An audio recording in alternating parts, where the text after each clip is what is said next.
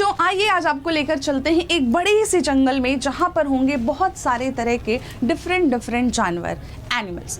आपके दिमाग में डेफिनेटली एक सवाल आएगा, मैम कौन सा एनिमल कौन सी कैटेगरी से बिलोंग करता है? यदि ऐसा सवाल है तो बहुत बढ़िया है, आज हम उसी के बारे में पढ़ने वाले हैं।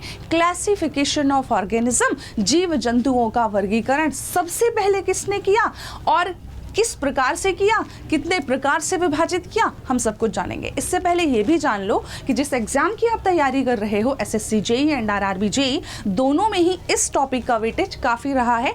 मतलब एसएससी जेईई में तो लगभग 2 से 3 क्वेश्चन आ ही जाते हैं, आरआरबी जेईई में भी 2 से 3 क्वेश्चन, मतलब कि आपके 2 से 3 नंबर पक्के हो जाएंगे। ठीक, आज हम जो पूरे अपने सेशन में कवर करने वाले हैं वो हम टैक्सोनॉमी पढ़ेंगे, हायरार्की ऑफ क्लासिफिकेशन पढ़ेंगे। सबसे पहली बार क्लासिफिकेशन ऑफ ऑर्गेनिज्म किसने किया, उसके बाद फर्दर क्लासिफिकेशन किसने किया, नेक्स्ट किसने किया। तो आज जो भी हम कवर करने वाले हैं वो आप यहाँ पर देख सकते हैं, तो सेशन के आखिरी तक बने रहिएगा।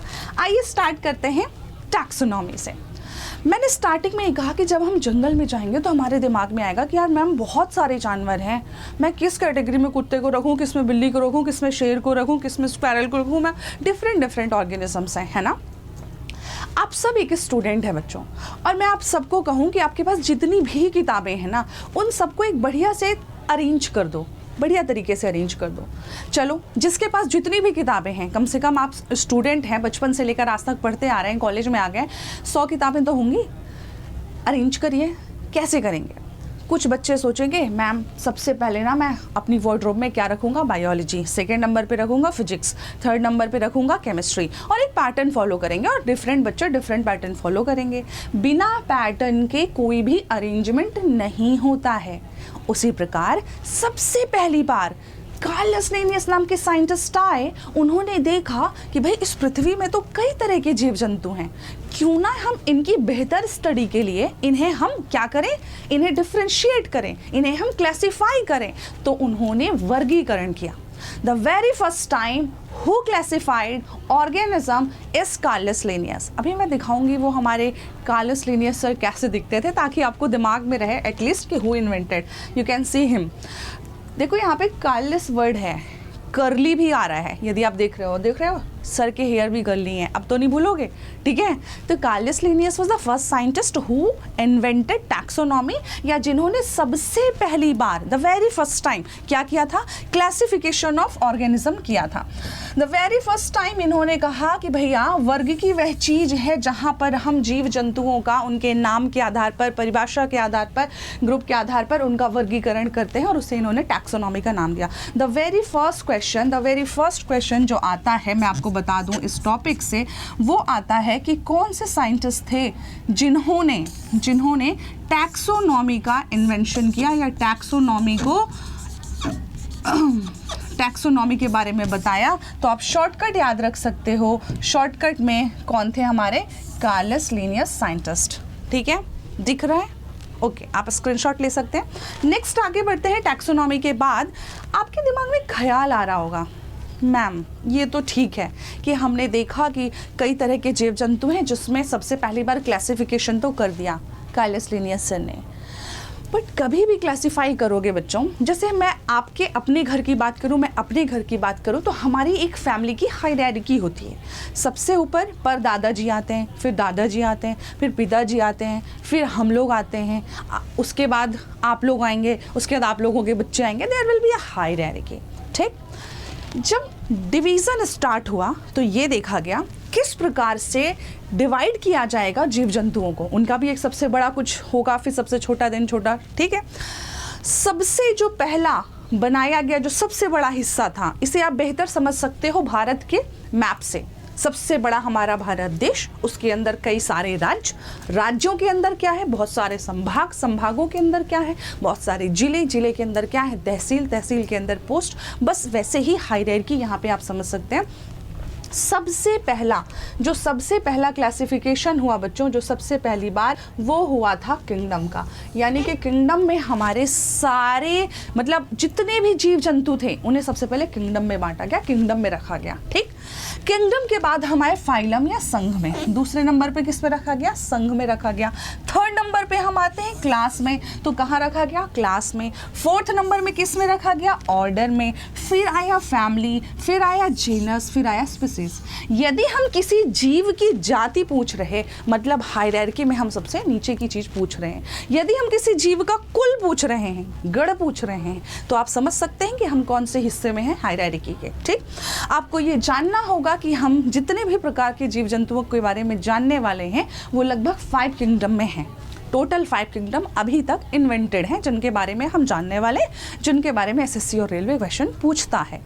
एक बात और है, हमारी जो स्टडी है वो ओरिएंटेड है एसएससी जेईई आरआरबी जेईई को। ठीक है, एसएससी रेलवे का आप कोई भी एग्जाम दे रहे हैं या कोई भी कॉम्पिटिटिव एग्जाम, ठीक है, तो ये नहीं समझना है कि मैम हमें और पढ़ा दो। ठीक है, totally targeted to your exam.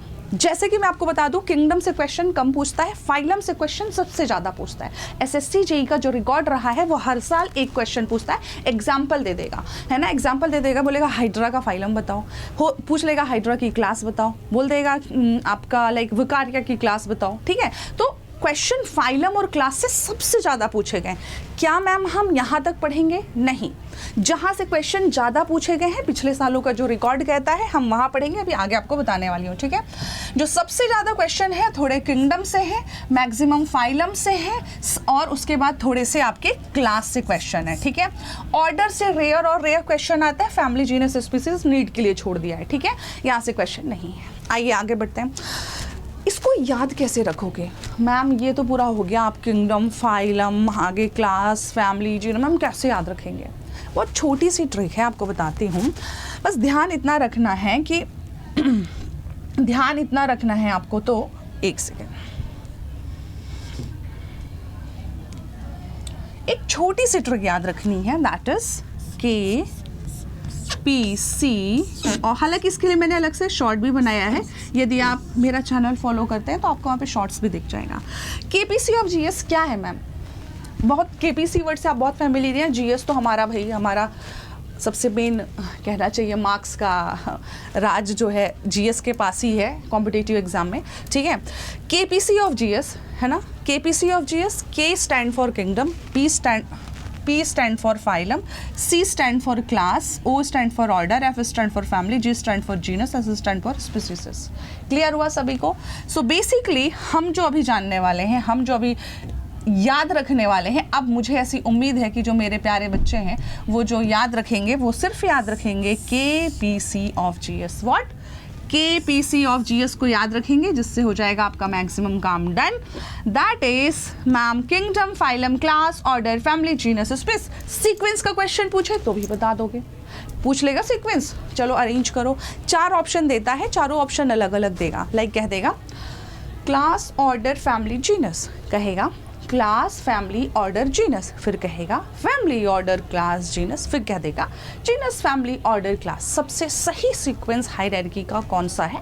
आपको जवाब देना होगा कि हमारा फर्स्ट वन ही सही जवाब था। ठीक, तो याद क्या रखना है? सिर्फ KPC of GS। Okay, now let's move on the next.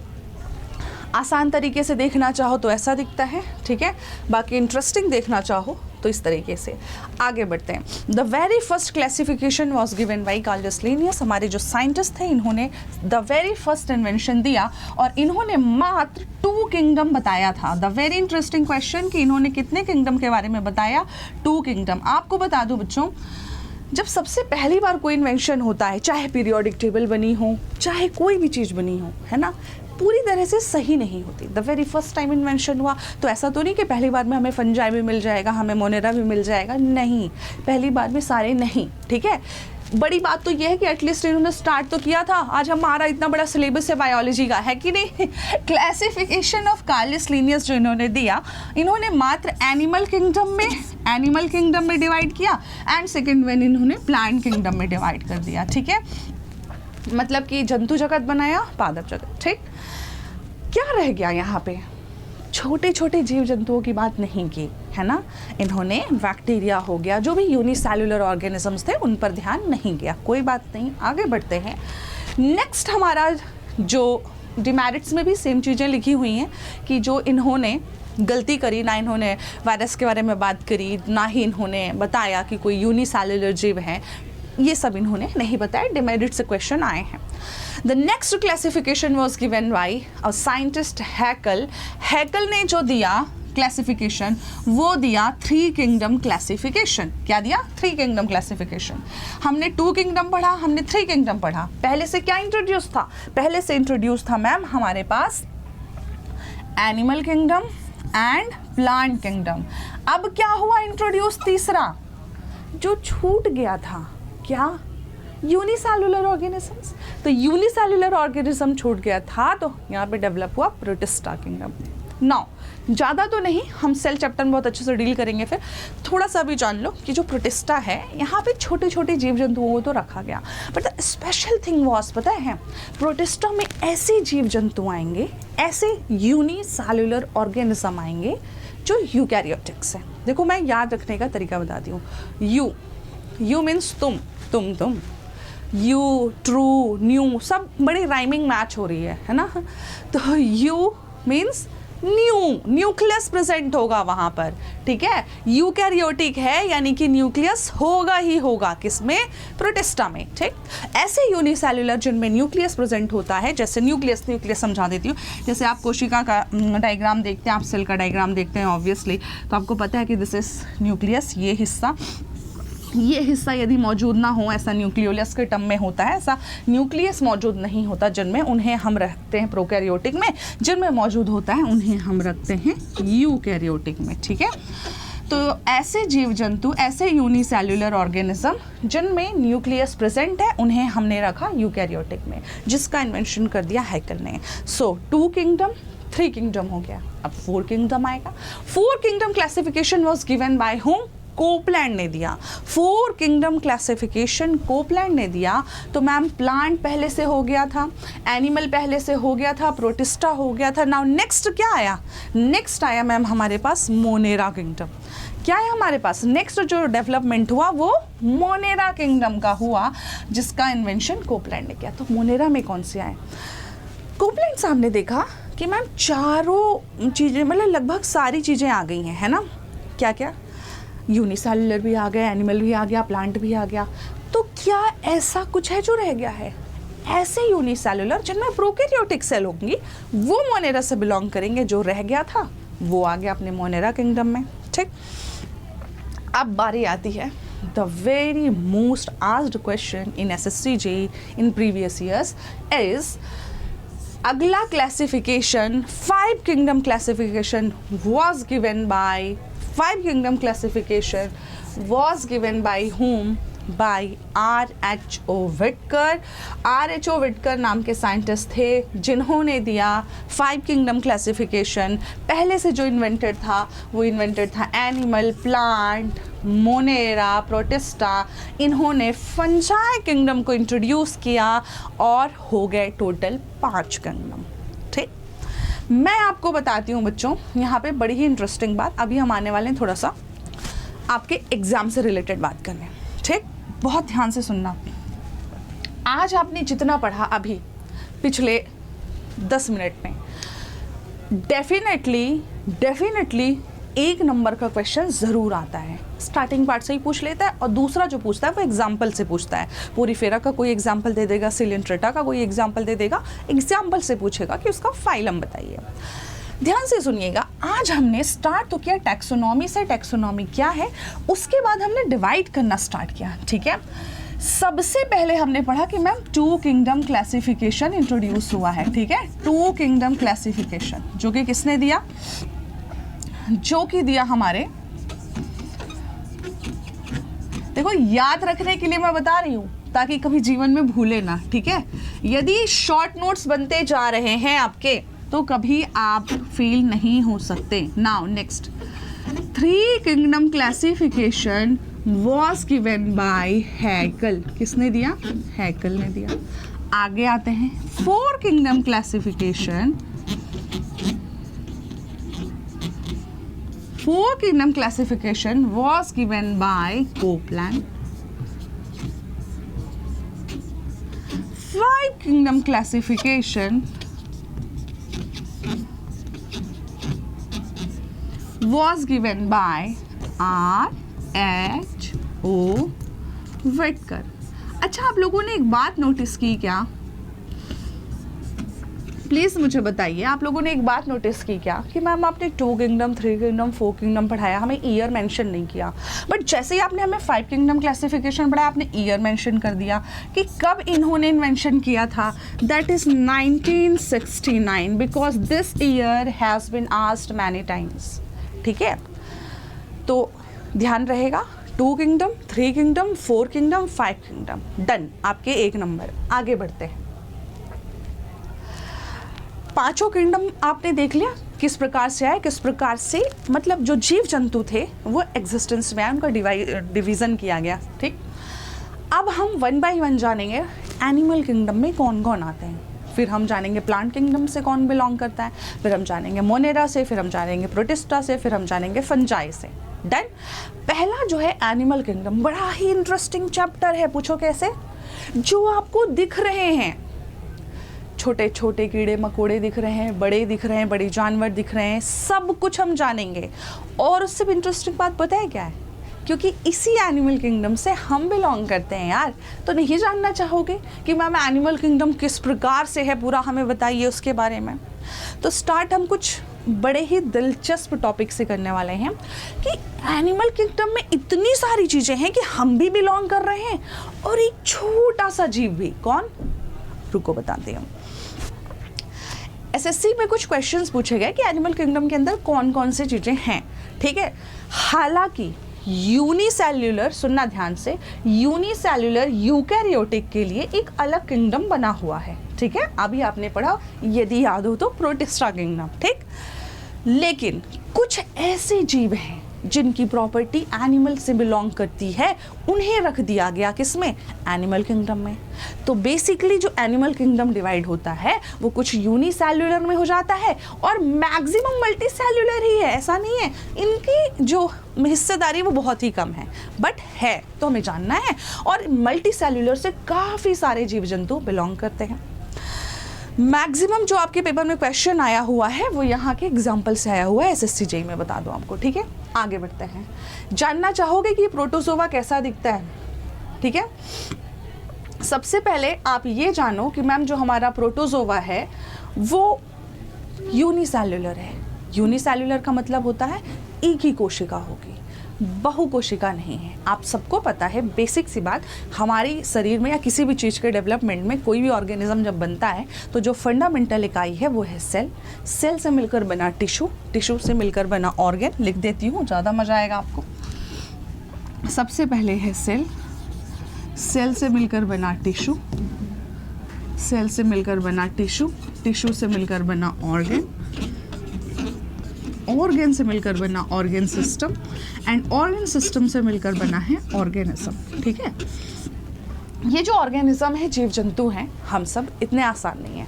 कुछ इस प्रकार से स्ट्रक्चर यहाँ पर पहुँचता है। ठीक है, अब ये जो सेल है, यदि केवल सेल ही मौजूद है तो मैम ये कैसे बनेगा, है ना? जब बहुत सारी सेल कुछ ऐसी मिले कि एक टिश्यू का निर्माण कर सकें, बना सकें, तो वो काम की हैं, तब वो टिश्यू बनाएंगे। फिर बहुत सारे टिश्यू मिलके कुछ बढ़िया ऑर्गन बनाएंगे, जैसे कि हम सब बने हुए हैं, जिसके लिए हमें ईश्वर का हमेशा धन्यवाद करना चाहिए, है ना? आगे बढ़ते हैं। नेक्स्ट, ठीक है मैम, बहुत है, यूनिसेल्युलर है, छोटे हैं, इनके पास मैम बाकी चीज़ें नहीं हैं। बट बच्चों, चूंकि ये बहुत छोटे हैं तो यूनिसेल्युलर ऑर्गेनिज्म कह देना सही है। आगे बढ़ते हैं। सबसे पहली बार इसके बारे में बात करने वाले जो हमारे साइंटिस्ट थे ना, वो गोल्डफस साइंटिस्ट थे। कौन थे? गोल्डफस, जिन्होंने प्रोटोजोआ के बारे में बात किया। चूंकि ये केवल यूनिसेल्युलर है तो इनके पास कोई भी प्रकार का ऑर्गन नहीं होगा। ठीक है, हो सकता है ये चल पाए ना चल पाए, हो सकता है ये किसी दूसरे जीव जंतु पर निर्भर हो अपने भोजन के लिए। इट में पॉसिबल कि दे आर फ्री लिविंग और पैरासिटिक। ओके ना, यूकैरियोटिक होना ये तो प्राथमिक जिम्मेदारी है मैम, क्योंकि अब तो ये एनिमल में आ गए। एनिमल सेल तो होगी ही डेफिनेटली, यूनिसेल्युलर है तो यूकैरियोटिक है, इट मैटर्स। ठीक है भैया, छोटे हैं बट इन्हें हल्के में नहीं लेना। इनकी प्रजातियां देखोगे, अब तो आपको बहुत अच्छे से पता है स्पीसीज मैम कितनी कहाँ पर आ रही हैं, सबसे आखिरी में आ रही हैं 65,000 प्रजातियां इनकी, समझ रहे हो? अच्छा, पेपर में क्या पूछता है मैम? यहाँ से क्वेश्चन तो नहीं आया, बट मैं बताऊंगी नहीं तो जानोगे कैसे कि मैम ये कौन थे, कहाँ से आए? यहाँ से क्वेश्चन आया है, बहुत बार आया है। नाम सुनने में अजीब लग रहे होंगे, इसीलिए मैंने इन्हें थोड़े अलग अलग ट्रायंगल्स में जोड़ दिए। प्रोटोजोआ से बिलोंग करता है प्लाज्मोडियम, प्रोटोजोआ से बिलोंग करता है ट्रिपनोसोमा, प्रोटोजोआ से बिलोंग करता है ट्राइकोमिया, प्रोटोजोआ से बिलोंग करते हैं अमीबा, पैरामीशियम, यूग्लिना। तो ये सब प्रोटोजोआ से बिलोंग करते हैं, ठीक। इन्हें आप पढ़ोगे कहाँ पर? प्रोटिस्टा में भी। बट इफ आस्क्ड, क्वेश्चन पूछे, जैसे एक क्वेश्चन आया हुआ है प्रीवियसली, एनिमल किंगडम में कौन कौन है, तो हम कहते हैं प्रोटोजोआन्स एंड मेटाजोआन से मिलकर के बना है हमारा कंप्लीट एनिमल किंगडम। डन है, ठीक। इसके बारे में हम डिटेलिंग बात करेंगे प्रोटिस्टा में, थोड़ा बता देती हूँ। सारे जो है ना प्रोटोजोआ, वो बीमारी नहीं फैलाते, ये हम ह्यूमन डिसीज में कवर करते हैं, बट अभी जानिए कुछ हैं जो बीमारी फैलाते हैं। जैसे एक कॉमन क्वेश्चन पूछूं आप सबसे, कॉमन क्वेश्चन, अच्छा सबको क्या लगता है कि मलेरिया कैसे होता है? सभी बोलेंगे ना मैम मच्छर के काटने से होता है यार, मैम मच्छर के काटने से होता है। जब हम ह्यूमन डिसीज चैप्टर पढ़ेंगे तो वहाँ पे कवर करेंगे, दो चीज़ें होती हैं, एक होता है पैथोजन, दूसरा होता है वेक्टर, समझिएगा, ठीक। पैथोजन वह माइक्रो ऑर्गेनिज्म है जिसकी वजह से बीमारी फैलती है, ठीक। दूसरा होता है वेक्टर, वह माध्यम है जिसके थ्रू पैथोजन आपकी बॉडी में एंटर करता है। मैडम क्लास लेके गई अभी, बहुत मन किया यार, बढ़िया यहाँ मुंशी पुलिया पे टेस्टी वाली पानी पूरी खा लिया हमने। अब खाने के बाद ठीक है, हमने एक दिन तो खाया वो ठीक था, 2-4 दिन खा लिया हमने। और यदि हमारा प्रीवियस रिकॉर्ड रहा है कि कभी टाइफाइड वगैरह हुआ है तो बहुत तेज़ी से, मैक्सिमम केसेस हैं जो टाइफाइड का वेक्टर है वो है कंटामिनेटेड फूड एंड वाटर। तो पानी पूरी के पानी के रास्ते पता है क्या आया? Salmonella typhi. और वो कौन था? वो था पैथोजन। तो जैसे ही पैथोजन बॉडी में एंटर करता है उसके लिए चाहिए कोई माध्यम, वो पानी हो सकता है, वो कुछ भी हो सकता है, खराब खाना, खराब पानी, कुछ भी। समझ आया? मलेरिया जो फैलता है वो मच्छर के काटने से फैलता है, बट मच्छर is what? Mosquito is vector and malaria case, ठीक है। जो प्लाज्मोडियम है ये पैथोजन है, दैट यूनिसेल्युलर ऑर्गेनिज्म जो जिम्मेदार है मलेरिया के लिए। क्लियर हुआ? सेम ऐसे ही है, ट्रपनोमा स्लीपिंग सिकनेस देता है, ठीक। ट्राइकोमिया ट्राइगोमिसिस देता है, ऐसे डिफरेंट बीमारियों के लिए जिम्मेदार है। हाँ, ये बेचारे कोई बीमारी नहीं देते, बड़े अच्छे हैं, सीधे साधे हैं, ठीक। आगे सुंदर सी चीज़ हम पढ़ने जा रहे हैं। ऐसा मैंने इसलिए कहा क्योंकि इन्हें तुम्हें देख करके तो लग नहीं रहा होगा ना कि कहीं से कहीं तक मैम ये एनिमल से बिलोंग करते हैं। हाँ जी, बिल्कुल करते हैं, इसीलिए तो मैंने डायग्राम रखे, और एक ना रखे बच्चों, बहुत सारे रखे, इतने रखे जितने तुम्हारे एग्जाम में आते हैं। दिखा दूँ जितने SSC JEE में पूछे गए, RRB में, मैंने सारे एग्जाम्पल उठा के विद डायग्राम दिखाया कि भूल मत जाना कि पोरीफेरा तुम्हारा भाई है। नहीं भैया, ये सब भी एनिमल किंगडम से बिलोंग कर रहे हैं। कुछ बच्चे, लड़कियां तो अभी एकदम मैम ये बहुत ही प्यारा है, मैम बहुत ही सुंदर है, ये कैसे हो सकता है एनिमल? आइए, जो मेटाजोआंस आपने नाम सुना अभी, मेटाजोआंस में जो हम पढ़ने वाले हैं, मेटाजोआंस में हम पढ़ने वाले हैं बहुकोशिकीय जीवों के बारे में, जहाँ पर क्या होगी? बहुत सारी सेल होगी। समझना बच्चों, मैं हमेशा बच्चों को याद कैसे करवाती हूँ वो आप भी फॉलो करिएगा प्रीवियस बैचेस की तरह ना। आपने अपने दिमाग में एक माइंड मैप तैयार कर लो। अच्छा मैम, अभी हमने छोटे वाले ऑर्गेनिज्म पढ़े, यूनिसेल्युलर, अब हम क्या पढ़ने जा रहे हैं? अब हम मल्टी सेल्युलर पढ़ने जा रहे हैं। यानी मैम ये बड़े बड़े जीव जंतु होंगे तो सीधा हम नहीं मिल जाएंगे। मैं हमेशा कहती हूँ आपको पता होना चाहिए कि एनिमल किंगडम की जो सबसे रिस्पेक्टेड पर्सनैलिटी है ना, वो हम हैं बेटा। हमें सब कुछ दिया भगवान ने, सारे ह्यूमन सिस्टम दिए, सारे ऑर्गन दिए, सारी चीज़ें हमारे पास, हम आइडियल हैं। जैसे कहते हैं ना मैम मेरे लिए ये आइडियल है, इसके पास सब वो चीज़ है जो मुझे चाहिए, होता है ना। बस वैसे ही एनिमल किंगडम में अभी शुरुआत हो रही है, तो इनके पास सारी चीज़ें नहीं होंगी क्या? नहीं होंगी। तो ये मल्टी सेल्युलर हैं, सिर्फ मल्टी सेल्युलर हैं। इनकी जो बहुत सारी कोशिकाएं थी वो इतनी एबल नहीं हो पाई कि किसी बढ़िया से टिश्यू का निर्माण कर सकें, ऑर्गन का कर सकें, तो आगे का तो सवाल ही नहीं उठता, ठीक। पोरीफेरा जो है, Porifera is the first multi cellular organism कहा जाता है हमें, ठीक है। यहाँ कहीं लिखा है तो ठीक, ये लिखा हुआ है, this is the first multi cellular organism. Clear हुआ? यदि इस वर्ड को जरा ध्यान से देखो, जैसे देखते हो तुम लोग, किसी का शब्द मिल जाए, नाम मिल जाए तो बड़े ध्यान से देखते हो।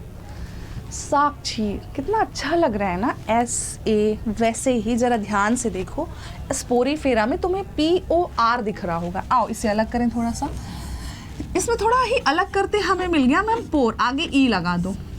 पोरीफेरा में पोर सी पोर है, इतने छेद इतने छिद्र पूछो मत। याद है सलमान खान का डायलॉग, इतने छेद करूँगा, याद है उसके आगे? ठीक है। पोरीफेरा में मैम पोर्स हमें दिख रहा है, आओ दिखाएं। इसमें पोर्स नजर आ रहे हैं? अरे इसमें तो आएंगे ना सर, अरे नहीं इसमें आ रहे हैं। हाँ मैम दिख तो रहा है, ये पूरी बॉडी में ही पोर्स हैं, बहुत पूरी बॉडी में ही पोर्स होते हैं। सबसे इंटरेस्टिंग बात है कि अभी जब हम स्टार्ट कर रहे हैं एनिमल किंगडम, तो शुरू के 2-3 आपको मैक्सिमम ऐसे मिलेंगे जो कहाँ होते हैं, पूरी तरह से पानी में होते हैं, एक्वाटिक होते हैं, पानी में पाए जाते हैं, पानी में पाए जाने वाले जानवर हैं। ठीक है, जॉब लगते ही घूमने जाओगे ना मालदीव्स, बढ़िया मिलेंगे आपको ये देखने के लिए, बहुत ही सुंदर सुंदर। The word porifera mainly refers to the pore bearer. क्या खासियत है इनकी? इनमें पोर्स होते हैं मैम, छिद्र होते हैं। मैक्सिमम ये समुद्रों में पाए जाते हैं। ठीक है, पानी साफ सुथरा होना चाहिए, लक्षद्वीप भी चलेगा। ठीक बोलो मैम हमारे वाले तालाब में नहीं होगा, ठीक है, नहीं है साफ।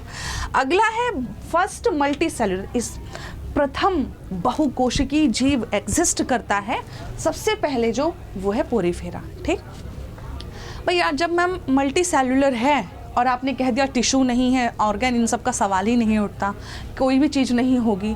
अब आप घर में बर्तन धोते हो कभी? लड़कियां तो धो ही होंगी, लड़के भी आजकल यार अच्छे हो गए हैं, सब बहुत ही हेल्पिंग नेचर के हो गए हैं। तो स्पॉन्ज होता है घर में बर्तन धुलने के लिए, कैसा होता है? ऐसा पैक नहीं मैम, पूरा ऐसे पोर्स ही पोर्स तो बने होते हैं, बस वैसे ही होता है ये भी।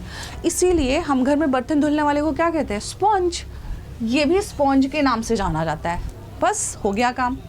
जो मोस्ट इम्पॉर्टेंट पॉइंट है कि ये भाई हमारी तरह ना चल फिर नहीं पाते, रैंप वॉक भी नहीं कर पाते, कुछ भी नहीं कर पाएंगे। क्यों? फिक्स हैं। इनका लार्वा प्रोड्यूस होता है, फिर वो पानी में ही किसी स्थान पे फिक्स हो गया, वहीं भाई डेवलप कर गए, ग्रो कर गए। ठीक है, नो लोकोमोशन होगा। देखो भाई, बहुत ज़रूरी बात समझना, अभी हम मेटाजोवन से स्टार्ट किए हैं, पहले से लेकर 10वें तक आपको लेकर जाएंगे। फ्रॉम फर्स्ट टू 9 तक आपको सब मिलेंगे इनवर्टिब्री, है ना। वर्टिब्री कौन है? हम हैं मैम, रेप्टाइल भी हैं मैम, सारे पढ़ेंगे हम कॉर्डेटा में, बट दे आर इनवर्टिब्री। इनके पास हमारी तरह स्पाइनल कॉर्ड नहीं है, पता है ना स्पाइनल कॉर्ड की, वही बताना पड़ेगा। अब आपको बता दूं मज़े की बात, spinal cord, vertebrae, vertebral column, हर नॉर्मल बच्चा सबको एक ही समझता है। आपके लिए होमवर्क है कि इनमें डिफरेंस पता करके आना। ठीक है, सारी चीज़ें अलग अलग होती है, मतलब ऐसा नहीं कि बहुत ही अलग है कि स्केलेटन का पार्ट है तो वो रेस्पिरेटरी का, ऐसा नहीं कह रही हूँ मैं, डिफरेंस पता करके आना। ठीक है, तब आप बायोलॉजी की गहराई को समझोगे और आपको मज़ा आने लगेगा पढ़ने में कि वाह मैम बायो तो इंटरेस्टिंग है यार। ठीक है, पोरीफेरा को समराइज कर देती हूँ 1 सेकंड में, समझना। पोरीफेरा के अंदर मैम क्या नहीं है? पोरीफेरा के अंदर मैम ना बेचारे चल पाते हैं, ना फिर पाते हैं, ना डांस कर पाते हैं, कुछ भी नहीं कर पाते मैम, नो लोकोमोशन। बहुत सारे पोर्स हैं, उन पोर्स को नाम क्या दिया गया है? जो बहुत सारे पोर्स इनमें पाए जाते हैं, बहुत सारे उन पोर्स को नाम दिया गया है, पता है? ऑस्टिया। क्या नाम दिया गया है? Ostia. Ostia, ostia is most asked question in SSC and RB। Ostia है ना, कौन से जो भी पोर्स उनमें मौजूद है उसे हम क्या कहते हैं? Ostia, ostia, ostia. याद हो गया? एग्जाम्पल है sycon. Sycon belongs to porifera phylum. ठीक है भैया, हम किंगडम बता चुके हैं 5, अब हम फाइलम में चल रहे हैं, और फाइलम में कौन सा चल रहा है? पोरीफेरा, पहला मेटाजोआंस। ठीक, दूसरा है यूप्लेक्टला। ये देखने में तो बहुत खूबसूरत सा लग रहा है ना, मुझे भी पसंद है, इसीलिए जापान में लोग इसे गिफ्ट देते हैं। हमारे यहाँ क्या देते हैं गिफ्ट में? मम्मी कहेंगे ले जाओ भैया, एक तो पेंसिल दे आना, कंपास बॉक्स दे आना, और क्या ज़्यादा हुआ तो किसी अच्छे के यहाँ 501 का लिफाफा दे आना। वहाँ यदि ये बहुत ही खूबसूरत, बाकायदा इसे लोग गिफ्ट करने के लिए पूछा भी जाता है कि ऐसा कौन सा मल्टी सेलुलर ऑर्गेनिज्म है, पोरीफेरा से बिलोंग करता है, जिसे हम गिफ्ट देने के लिए यूज़ करते हैं, वो है आपका यूप्लेक्टला। ठीक है, जिसे हम वीनस फ्लावर वास्ट के नाम से भी जानते हैं। नेक्स्ट है स्पॉन्जिया। पूरे स्पॉन्ज स्पॉन्ज स्पॉन्ज दिख रहे हैं। ठीक है, ये स्पॉन्जिला, स्पॉन्ज वर्ड जरूर दिखेगा, ये ट्रिक है ना। इसके एग्जाम्पल में आपको स्पॉन्ज मिलेगा। इसके अलावा कुछ एडिशनल भी हैं, जैसे अब यूप्लेक्टला हो गया कि थोड़ा अलग नाम है, तो उसको इमेज से याद रख लेना कि वाइट कलर का था, सुंदर सा था, जैसे जापान में लोग गिफ्ट करते हैं, ठीक है। क्लायोना हो गया, क्वेश्चन आया था बोरिंग स्पॉन्ज के नाम से कौन जाना जाता है SSC में, तो क्लायोना है, ठीक है। इसके डिफरेंट है। अब ना पूरे इनमें ना छिद्र ही छिद्र हैं, तो क्या लगता है ये खाते पीते नहीं हैं, सब करते हैं, सब सारी चीज़ें हैं, चूँकि ये मल्टी सेलुलर है, ठीक है। ये हिस्सा देख रहे हो, पानी एंटर कर रहा है तो पानी के निकलने के लिए कोई कैनाल सिस्टम भी तो होगा मैम, कोई जगह भी तो होगी। ये जहाँ से ऐसे बाहर निकलता है ना, इसे ही कहा जाता है ऑस्कुलम। पेपर में पता है क्या आया था, पेपर में आया कि ऑस्कुलम वर्ड जो है वो किससे संबंधित है, ऑस्कुलम किससे संबंधित है, बच्चे बता ही नहीं पाए। दीपाली मैम का लेक्चर अटेंड ही नहीं किए थे कि डायग्राम से याद रहता सारी चीजें, ठीक। हाँ डन। एक और पूछा था, काइनोसाइट सेल भी पूछा है, 2 क्वेश्चन, काइनोसाइट सेल, ऑस्कुलम एंड स्पाइकुलस। स्पाइकुलस तो मैं आपको बढ़िया दिखाने वाली हूँ। देखो मैं यहाँ पे कैसे खड़ी हूँ, भगवान जी का शुक्र है, उन्होंने इतना सुंदर स्पाइनल कॉर्ड दिया है मुझे, है ना, तो हम खड़े हो पा रहे हैं, हमारे पास ढांचा है। इनके पास क्या है, इनका ना काइंड ऑफ ऐसा स्केलेटन तो नहीं है बच्चों, बट इनका स्केलेटन जैसा एक होता है जो इन्हें मदद करता है उस स्ट्रक्चर को बनाने में। तो ये कई तरह का हो सकता है, इस तरह का होगा, इस तरह का होगा, क्योंकि इनमें कोई सिमेट्री नहीं होती। पूछा भी जाता है, दे आर टोटली अनसिमेट्रिकल होते हैं, ठीक है। ये देख सकते हैं, क्लियर हुआ। तो स्पाइकुलस, क्या क्या वर्ड नहीं बताया मैंने आपको, स्पाइकुलस, काइनोसाइट सेल, ऑस्कुलम, स्पाइकुलस, ये सब मौजूद होता है पोरीफेरा में। आज के लिए हम पोरीफेरा में डन करते हैं। 1 मिनट में बिल्कुल शुरू से अभी तक रिवाइज करा देती हूँ आपको। आप आंखें बंद कर लेना, अपनी आंखें बंद कर लेना, मैं जो कह रही हूँ सिर्फ उतना सुनना, फिर बताना याद हुआ कि नहीं हुआ, ठीक। सो आज का लेक्चर हमने स्टार्ट किया टैक्सोनॉमी से। टैक्सोनॉमी का इन्वेंशन कार्लस लिनियस साइंटिस्ट ने किया था, जिसमें 2 किंगडम क्लासिफिकेशन हुआ, animal kingdom and plant kingdom. Next आगे बढ़े तो 3 किंगडम क्लासिफिकेशन हैकल ने दिया, आगे 4 किंगडम क्लासिफिकेशन कोपलैंड ने दिया। एनिमल प्लांट तो पहले ही इन्वेंट हो गए थे। 3rd नंबर पे प्रोटिस्टा इन्वेंट हुआ, जो कि हैकल ने किया। 4th नंबर पे कोपलैंड जी ने इन्वेंट किया मोनेरा किंगडम। 5वें नंबर पे हम आते हैं तो आर्यजो वेटकर जी ने इन्वेंट कर दिया फंजाई किंगडम। और इस प्रकार से आज आपने 5 किंगडम क्लासिफिकेशन जान लिया, जो कि 5 किंगडम यानी 5th किंगडम इंट्रोड्यूस हुआ 1969 में। आज आपने पढ़ा एनिमल किंगडम में हम यूनिसेल्युलर प्रोटोजोआंस के बारे में जानेंगे एंड मल्टीसेल्युलर मेटाजोआंस के बारे में। आपने कुछ प्रोटोजोआंस के बारे में जाना कि ये यूनिसेल्युलर है, बहुत ही छोटे हैं, for example amoeba, paramecium, Euglena, for example. और क्या पढ़ा, ट्राइकोमा पढ़ा, मलेरिया फैलाने वाला प्लाज्मोडियम वाइवेक्स पढ़ा, ये सब प्रोटोजोआ से बिलोंग करते हैं। आखिरी में क्या पढ़ा कि जो मेटाजोआंस है उसका जो प्रथम बहुकोशिकीय जीव है, जो पहला है, जो फर्स्ट एग्जिस्ट किया, वो था पोरीफेरा। और पोरीफेरा में आज आपने एग्जांपल्स देखे कि साइकॉन है, स्पॉन्जिला है, यूप्लेक्टला है, ये सब किससे बिलोंग करते हैं, ये सब मल्टी सेल्युलर ऑर्गेनिज्म पोरीफेरा से बिलोंग करते हैं। आंखें खोल लीजिए। आई होप, उम्मीद करती हूँ कि आज का लेक्चर आपके लिए हेल्पफुल रहा होगा, जो आपके एग्जाम में 1 नंबर डेफिनेटली लेकर के आएगा। 1 नंबर का डन है आज, ठीक है। Thank you so much each and everyone for joining this session. मिलते हैं कल अगेन, तब तक बाय बाय। सब लोग खुश रहो, मस्त रहो, स्वस्थ रहो।